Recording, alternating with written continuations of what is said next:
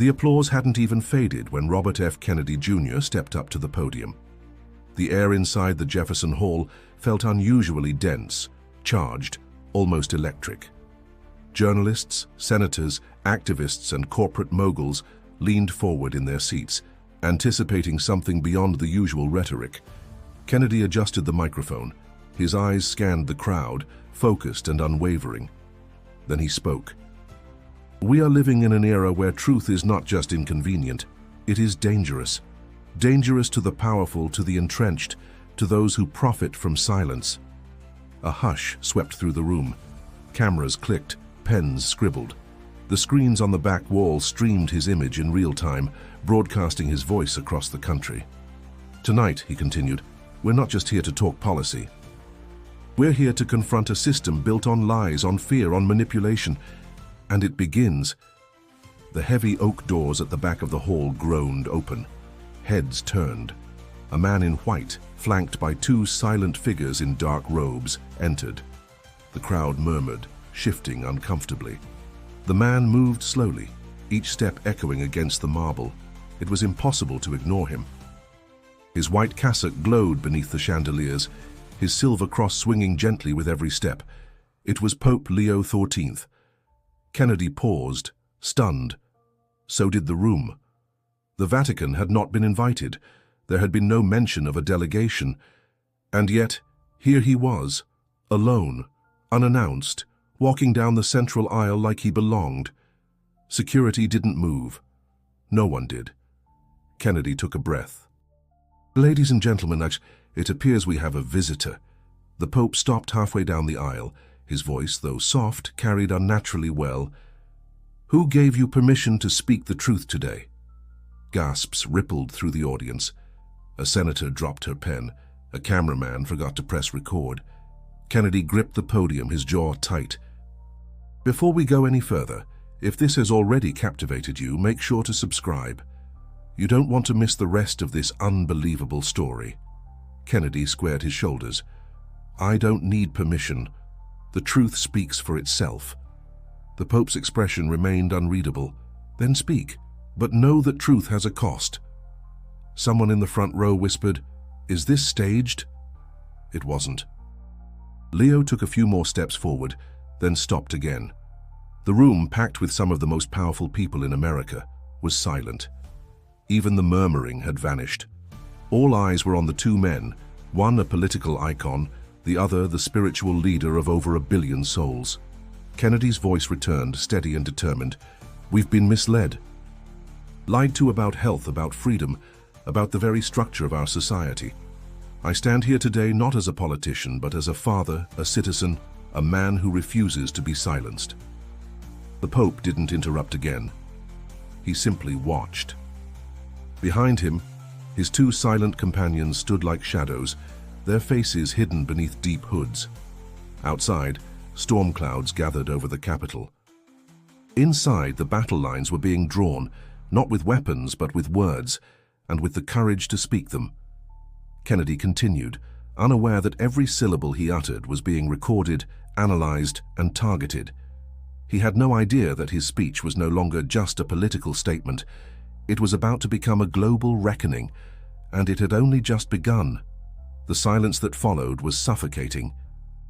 Pope Leo XIV stood motionless, his gaze fixed on Robert F. Kennedy Jr., whose hand still gripped the podium with visible restraint. Cameras were rolling again, but no one dared speak. Even the journalists, trained to fill silence, sat frozen. Kennedy exhaled. "Your Holiness," he said, voice firm but measured, "I wasn't aware the Vatican held jurisdiction over American speech." Leo's reply came quietly, but with the gravity of a verdict. "I'm not here to impose doctrine. I'm here because truth has outpaced the institutions meant to contain it." A wave of tension passed through the room. Someone coughed nervously in the back. Another person quietly left their seat, phone pressed to ear. Kennedy frowned. "Then speak plainly. If you came all this way, say what you came to say." Leo took one more step forward. "What you are about to reveal is not just politically inconvenient, it is spiritually catastrophic. The foundations you seek to expose are bound to deeper forces than you know. Kennedy didn't flinch. I don't fear catastrophe, I fear silence. The Pope nodded once, slowly. Then we are not enemies. For a moment the atmosphere seemed to soften, but only for a moment. Leo's next words shattered it. You've touched threads woven into centuries. Do you understand the weight of the system you are challenging? Kennedy replied, I understand enough to know people are dying in ignorance. I won't stand by. A murmur rippled through the back rows. People were exchanging glances, whispers. Not everyone was here for politics. Some had other agendas. You're a Kennedy, the Pope said. You know what happens to those who challenge the unseen. The room chilled. That sentence lingered like smoke. Kennedy didn't blink. I know what happened to my uncle, to my father. But I also know silence didn't protect them. Truth was the only thing that kept their voices alive. The Pope nodded again, slower this time. There are files, testimonies, buried deep. We've seen parts of what you're uncovering. But if you release it all, I will, Kennedy interrupted, because the world deserves to know. From the wings, a man in a grey suit raised a hand discreetly. His earpiece glinted under the lights. Security or intelligence? His lips moved. The tech booth dimmed slightly. Aides near the back were already typing furiously. The Pope's unexpected presence had sent tremors through diplomatic circles. Phones buzzed. Broadcast feeds were being quietly redirected. Kennedy, unaware of the backstage scramble, continued. Pharmaceutical monopolies. Surveillance alliances. Censorship networks. We've connected the dots. And what do you plan to do with that knowledge? Leo asked. Speak it. The Pope's expression changed, almost imperceptibly. Concern, regret. I came not to silence you, he said slowly, but to witness what comes next. A senator in the front row leaned to another. Is this some kind of coordinated spectacle? She whispered. But those paying closer attention noticed something different, something unscripted, raw. The room wasn't reacting like it would to performance. It was holding its breath. Then, without warning, Leo reached inside his robe and withdrew a small, weathered satchel. He placed it on the stage beside Kennedy, not saying a word. What is this? Kennedy asked. Evidence, Leo said. Some of it. The rest is protected, for now. The satchel remained untouched. Kennedy stared at it, uncertain whether to open it or leave it sealed for just a few moments longer. And just like that, the balance of the night shifted. This was no longer a speech. It was a declaration of war against a reality no one was ready to confront. Kennedy stared at the satchel as if it held a living thing. The fabric was old, frayed at the edges, with faint Latin script etched along the seams. It looked out of place, like something rescued from another century. He hesitated, then opened it. Inside were sealed envelopes, a leather-bound ledger, and a thin hard drive encased in lead. Each item was marked with coded sigils, stamped with Vatican insignia, and some bore government clearance stickers from foreign agencies. The air seemed to grow heavier. Kennedy looked up. What is all this? Leo's voice was solemn. Proof. Documentation of coordinated manipulation over decades. It includes testimonies, signed confessions, minutes from secret summits. What you found independently scratches the surface. These materials will show you the machinery behind the illusion. The audience, frozen in curiosity and dread, leaned forward again. Why bring this to me? Kennedy asked. Because you're the only one reckless enough to speak it, Leo replied, and the only one still standing. Kennedy glanced at the hard drive. This alone could unravel everything. The Pope nodded. Which is why the moment you open it, they'll know. Whispers returned, but this time darker, more urgent.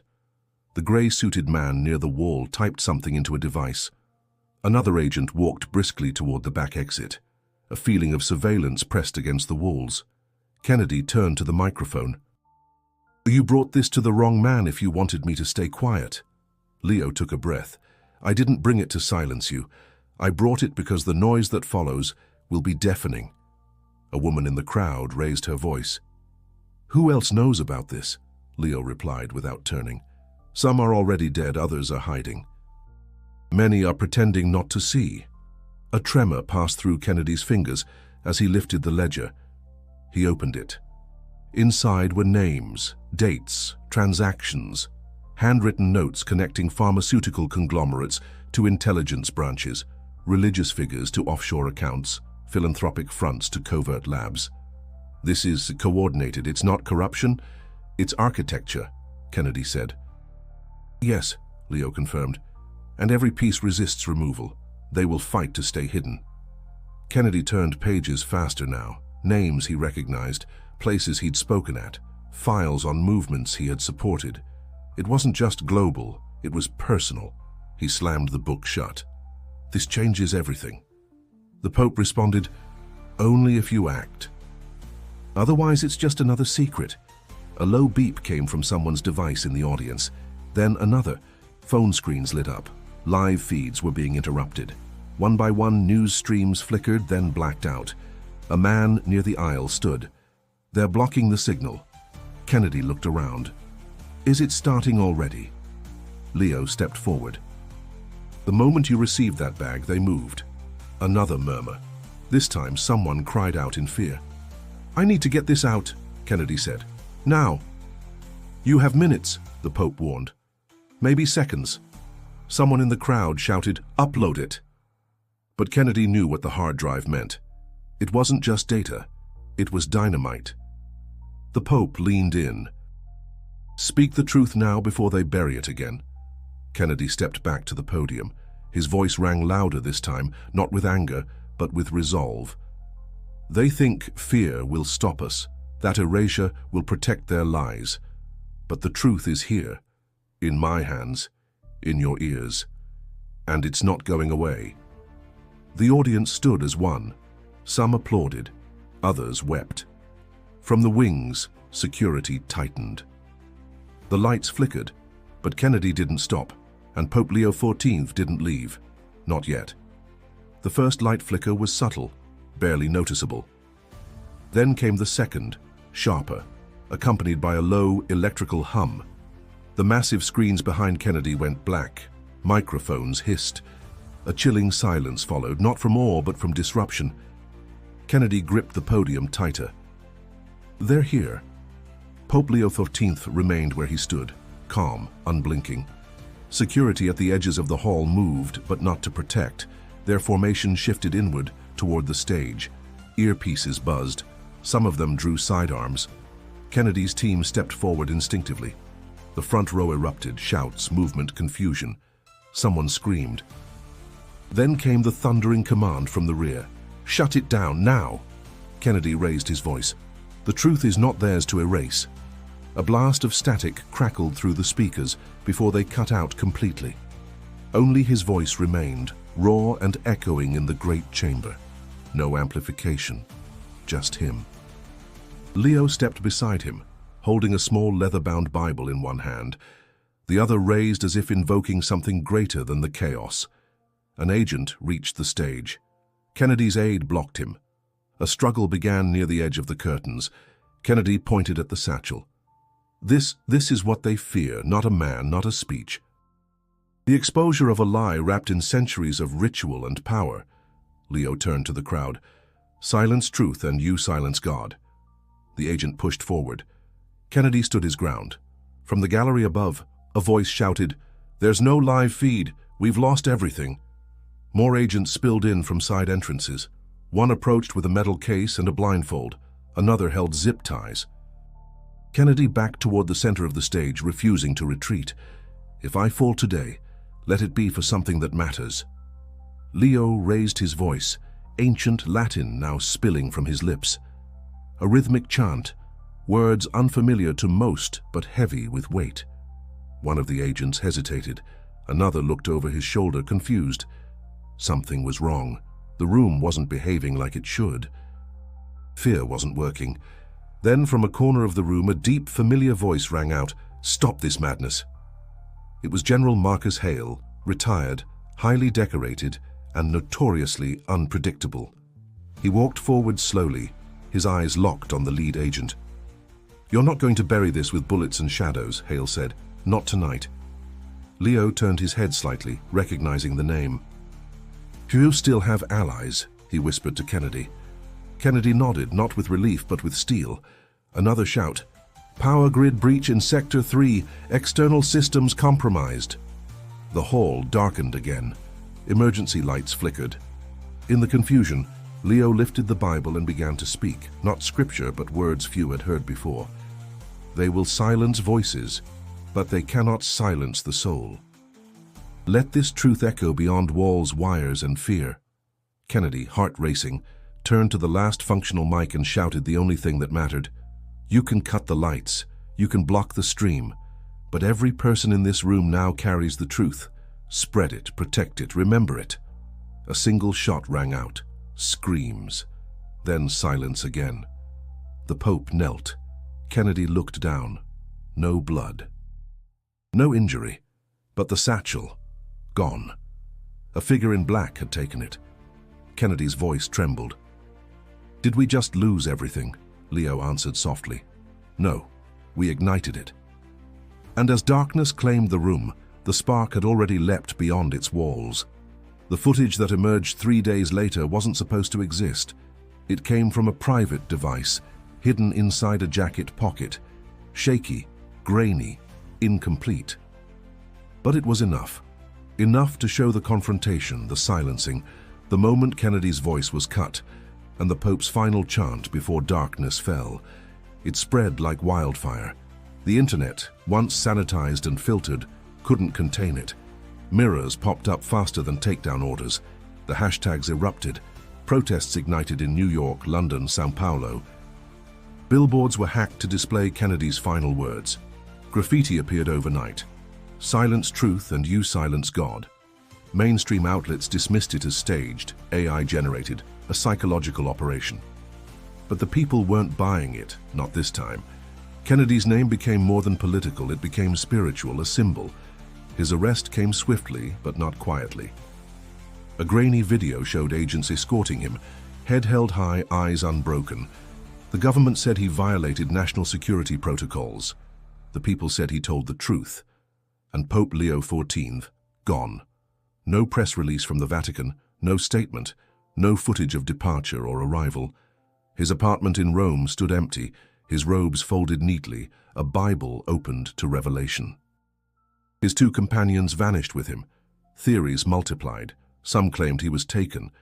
Others swore he'd gone underground to join a resistance forming within the church itself. A shadow network of clergy and laity aligned with truth over tradition. What no one could deny was the shift. Institutions trembled. Public trust disintegrated. Whistleblowers emerged from hiding. An anonymous source leaked internal documents confirming pieces of the satchel's contents. Alliances between health agencies and intelligence communities. Payments traced to silent influencers.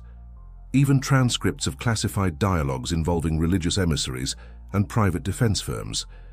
The term satchel doctrine was born, an ideology of transparency, truth at all cost, even spiritual cost. And in the center of it all, Kennedy remained, silenced by force yet louder than ever.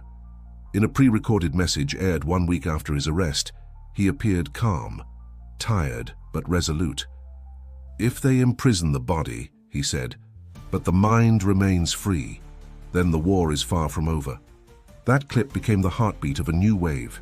Universities held vigils. Synagogues, mosques, and churches echoed his message. For the first time in generations, people spoke less about sides and more about substance. The line had shifted from political to moral. Still, not all embraced the message. Some called Kennedy and Leo heretics, manipulators, enemies of order. Riots broke out, fires burned, power structures retaliated. But it was too late. What had been seen could not be unseen. One protester, an elderly woman in Philadelphia, held a sign that simply read, "He told me the truth. That's all I ever wanted." And somewhere, in an undisclosed location, a group of former insiders gathered. They had seen the truth. They had held it. And now they would carry it forward. The movement didn't have a flag. It didn't need one. It had a voice, Kennedy's voice, and it had a ghost, Leo XIV, who disappeared not as a fugitive, but as a witness. History had turned, not because of power, not because of violence, but because of one night, one interruption, and a truth too loud to kill. Don't let this story end here. Subscribe now to uncover the next chapter of this unfolding truth. And click the video on your screen to see what the Vatican's secret files revealed before the silence fell.